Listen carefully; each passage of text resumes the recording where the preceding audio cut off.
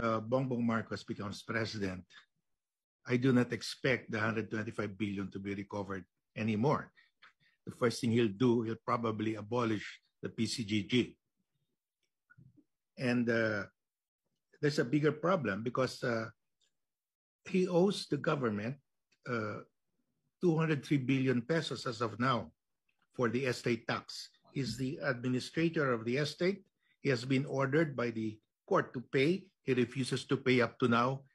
And nobody seems to hold him to account for that. If he becomes president, lalo na. Goodbye na yan. And that 203 billion, if you do not collect that within 5 years, you do not send even a demand letter, that prescribes. Hindi mo na makolekta yan. So he has 6 years. Hindi siya magpapadala ng collection letter against himself.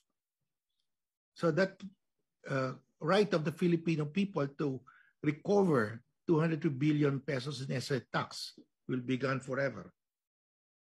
Marcos magnanakaw!